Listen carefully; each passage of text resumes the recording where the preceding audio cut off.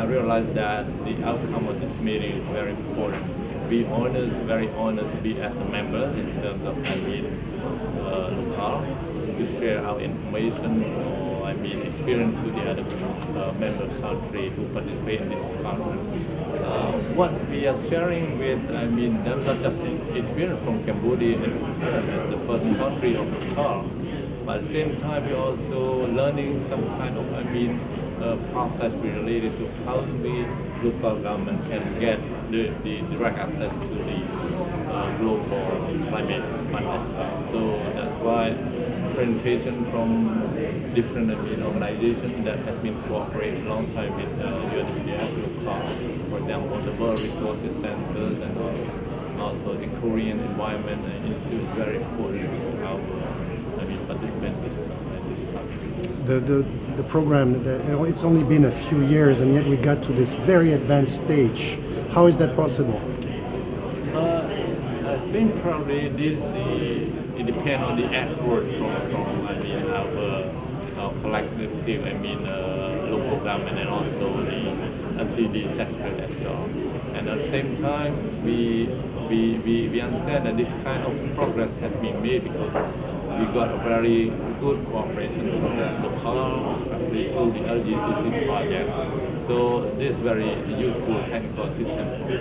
So I understand that perhaps this kind of progress also not just only from the assistance or the cooperation between local government and NCDS and also from the LGCC project working group, but also because of the environment of political issue in Cambodia, why we are trying to decentralize function to the local government as well.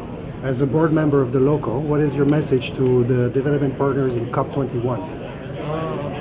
I think probably there will be a side event in the COP21 in Paris that will come in Paris, and then hopefully that in terms of member of the board of the car, we would like to appeal to all your partners to look at this, to support to the members of the local, to ensure that local can become as a country mechanisms for addressing the climate change issue. Because we understand that not just only the Korean Environment Institute, but also now GCS seem like they realize that local has become a very good mechanism for list their own country mechanism. What are the challenges you still face in the rolling out of this mechanism in Cambodia and in other countries? I think there are two challenges we face. The first challenge is making sure that it is recognized that local governments have a very important role to play in building resilience and adaptation to climate change. It's at the local level where most adaptation takes place, it's where climate change is most keenly felt, but their role is not always recognized. And we are very happy that in places like Cambodia, like Benin, like Bhutan, governments have seen that if they really want to make their societies and their economies resilient, then they need to direct resources to where the investments can be most effective. So the first challenge is getting acceptance of the role of the local level. And then I think the second challenge is getting acceptance of the idea of a mechanism instead of a project. Projects, they start and they finish. What we need is a long-term mechanism that can be tried and trusted with verified means to invest in climate resilience over a long period of time. But a mechanism is much more cost-effective than a project because you cut out all the project management costs and the resources go directly to local level, to existing local institutions. So first challenge, acceptance of the local level. Second challenge, acceptance of the need for a mechanism. How much money is needed for Cambodia to combat climate change? It's a very difficult question to answer, but I would like to... I have no any specific figure on this kind of one. You're talking about government money or? I want to ask you, do you have enough right now? And how much would you need to take it to the next level? It's enough. And according to information I got from the Ministry of Environment, Cambodia usually receive probably about $18 million per year.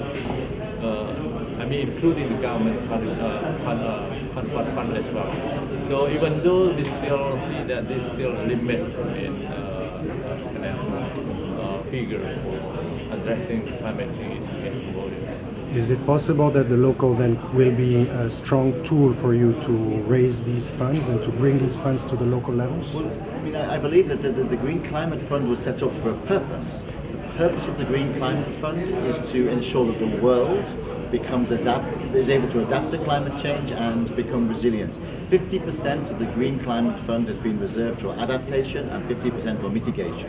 And from the 50% that has been reserved for adaptation, a further 50% of that has been reserved for the countries known as the least developed countries, the small island states, and Africa. This is a global mechanism with a purpose of ensuring that those countries that have done the least to cause climate change do not suffer the most from it. And I think by supplementing their fiscal revenue with revenue from the Green Climate Fund and looking at innovative ways of private finance, we can meet the cost of building resilience in a country like Cambodia.